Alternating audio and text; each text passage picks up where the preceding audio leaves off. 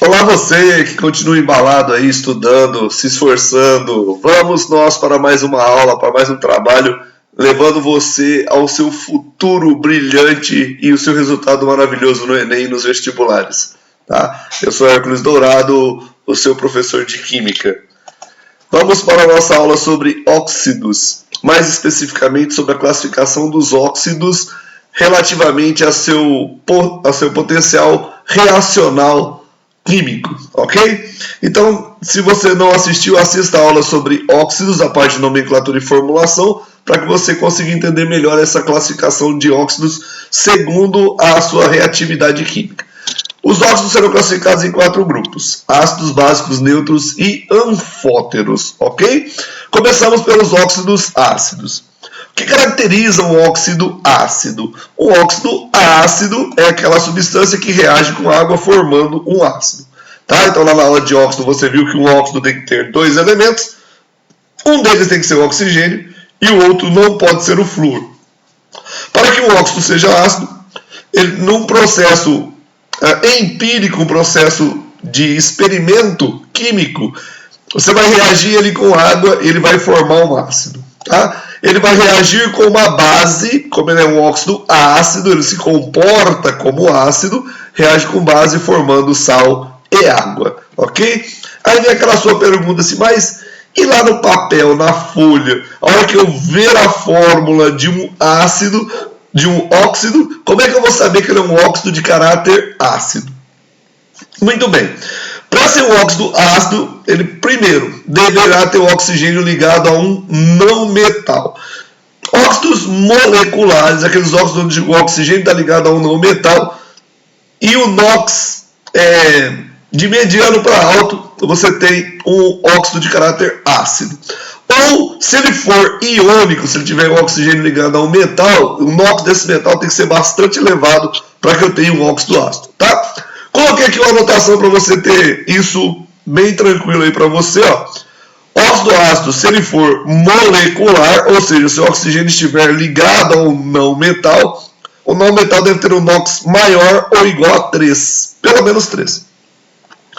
Se ele for iônico, ou seja, se o oxigênio estiver ligado a um metal, o metal tem que ter um NOx maior ou igual a 5, ok? Então vou dar um exemplo aqui, ó. Eu tenho uma reação entre gás carbônico e água.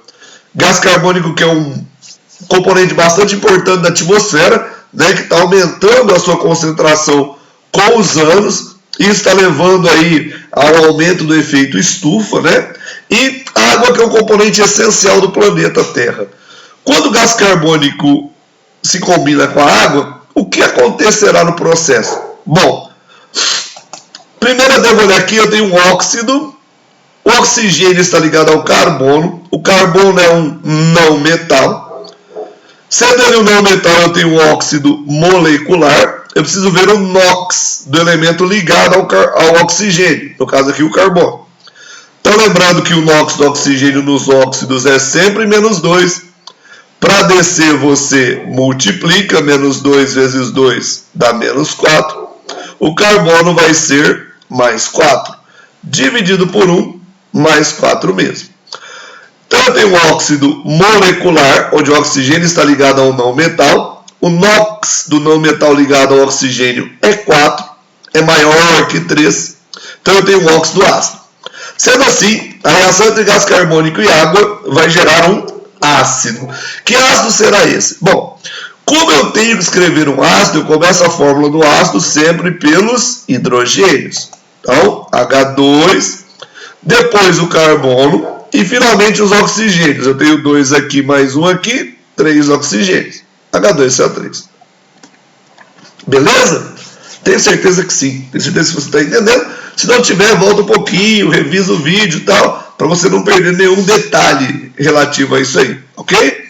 Segundo processo, eu vou pegar o gás carbônico, que é um óxido ácido, e vou reagir ele com uma base, por exemplo, hidróxido de cálcio. Eu sei que a reação entre um óxido ácido, que se comportará como ácido, com uma base, deve formar sal e água. Você sabe muito bem que água é H2O. Eu preciso de 2 hidrogênios e um oxigênio para formar água. Onde eu tenho hidrogênios? Aqui, ó. Então eu vou pegar o CaOH2, vou pegar 2 hidrogênios, tá vendo? CaOH duas vezes, OH e OH. Vou pegar esses 2 hidrogênios e um oxigênio para formar a minha água. Quando eu retirei a água daqui, sobrou CaO. CaO que eu vou combinar com o CO2 e vou gerar CaCO3. Beleza? Tranquilão? Tenho certeza que sim, tenho certeza que você está muito por dentro aí. E se não tiver, a gente vai ajudar você a ficar. Não esqueça que se você tiver alguma dúvida, entre em contato comigo. Vamos seguir aí, vou fazer mais um exemplo. Ó. SO3 mais água. SO3 é um óxido molecular, já que o oxigênio está ligado a um não metal, eu vou fazer o NOx do não metal. Então, o oxigênio é menos 2 vezes 3 menos 6. O enxofre vai ser mais 6. Se eu tenho um óxido molecular e o NOx é maior que 3, a reação vai formar um ácido. Muito bem.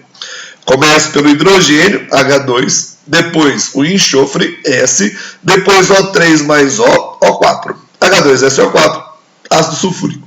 Por isso, SO3 é chamado de anidrido sulfúrico. Porque o anidrido, ao reagir com água, gerará um ácido. O anidrido ácido gerará um ácido. Ok? Vou reagir o SO3 com uma base. Como a gente sabe que o SO3 é um óxido ácido, que ele se comporta como um ácido, ao reagir com uma base, ele deve formar sal e água. Presta atenção. Sal e água. Para formar água, eu preciso de 2 hidrogênios e um oxigênio. O único lugar que eu tenho hidrogênio é aqui, ó. E eu só tenho um. Por isso, eu vou precisar de 2 mols de hidróxido de sódio para eu ter os 2 hidrogênios necessários para a formação da água. Então, eu vou ter 2NaOH, vou ter 2 hidrogênios e um oxigênio para formar água. Aí, ó, 2 hidrogênios e um oxigênio, uma água. O que me restou? Me restou 2 NAs, Na2 e um O, Na2O. O Na2O é um óxido básico. Vou reagir ele com óxido ácido para formar um sal. Então, eu vou escrever primeiro a parte que vem da base, primeiro o Na, 2 vezes, depois o S, O3 mais um O, O4. Na2SO4. Ok? Tranquilo? Opa, beleza. Então vamos para a segunda classificação, que é óxidos básicos. O que caracteriza um óxido básico? O óxido básico é o oposto do óxido ácido, né? Então, o óxido ácido reage com água e forma um ácido, o óxido básico reage com água e forma base. O óxido ácido reage com base, o óxido básico reage com ácido. Forma sal e água. É base mais ácido, forma sal e água.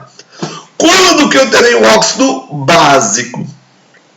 Óxidos básicos são óxidos caracterizadamente iônicos, bem iônicos. E para ser bem iônico, o metal deve ter poucos elétrons na última camada, para ter uma alta tendência a perder elétrons. Então, iônico com NOx menor ou igual a 2. Então, NOx 1 e NOx 2. Então, quando você tem um metal ligado ao oxigênio, e o NOx desse metal é 1 ou 2, você tem um óxido básico. Existem 3 exceções aqui para metais que têm NOx 2 e que não são óxidos básicos. Não são caracterizadamente óxidos iônicos. Tá? São eles o óxido de chumbo 2, o de zinco e o de estanho 2. Então esses óxidos aqui vão aparecer depois em uma outra classificação que não é de óxido básico. Tá? Mas normalmente quando o óxido tem NOx 1 ou 2, ele é básico. Temos aqui óxido de cálcio, ou cal virgem. Né? O cálcio é um metal alcalino terroso, e como o nome diz, alcalino básico. Ok? Ao reagir com água, ele vai formar uma base. Lembra que para ser base tem que ter OH do lado direito. Então eu vou escrever o cálcio primeiro. Aí eu tenho 2 oxigênios e 2 hidrogênios, OH 2 vezes. CaOH duas vezes. Ok? Vamos fazer um outro exemplo. Hidróxido de sódio. Aliás, óxido de sódio. Com água vai formar hidróxido de sódio. Ok? Eu tenho 2 NAs, 2 Os e 2 Hs. Isso leva você a uma tentação enorme de escrever Na2O2H2. Só que Na2O2H2 não existe. É muito átomo agrupado em uma estrutura que eu posso reduzi-la para torná-la mais simples. E mais simples, mais estável, menos energética. Ok? Então eu vou pôr o 2 em evidência e vou dividir todo mundo por 2. Então vai ficar 2NaOH, 2 mols de hidróxido de sódio. Beleza? Então, óxido básico, NOx2 ou NOx1, reage com água, forma base. Outro exemplo, óxido de magnésio. Óxido básico mais ácido deve formar um sal e água. Aqui você percebe que está água, ó, H2O, H2O, água. Então o que sobra? MgSO3, ácido sulfuroso, mais óxido de magnésio, sulfito de magnésio, mais água. Beleza? Muito bom. Agora vamos tentar aqui K2O mais HCl. Como eu preciso formar uma água, eu preciso de 2 hidrogênios e um oxigênio para formar água. Então, eu vou juntar 2 hidrogênios e um oxigênio, vou formar água. E aí, de novo, eu teria 2 Ks e 2 Cls. Cuidado para não escrever K2Cl2. Se os números são múltiplos, eu posso colocar um fator em evidência e dividir por esse fator, escrever 2KCl. Tranquilo? Qualquer dúvida, entre em contato. Se você está curtindo aí os vídeos do canal, acione o sininho das notificações para receber novos recados quando eu postar vídeos novos e divulgue os vídeos junto aos seus amigos para que a gente possa evoluir o canal aí. Faça seus pedidos também que eu monto as aulas para você, ok? Óxido neutro. O óxido neutro é aquele que não reage com ácido, não reage com base e não reage com água. É um óxido molecular de NOx baixo. Lembra que se o óxido molecular tem NOx 3 para mais, ele é ácido. Se o óxido molecular tem NOx 1 ou 2, ele é neutro. Então os exemplos aí, ó, CO, monóxido de carbono, NO, monóxido de nitrogênio, N2O, monóxido de nitrogênio e a própria água. Então, CO mais água, não reage. NO mais água, não reage.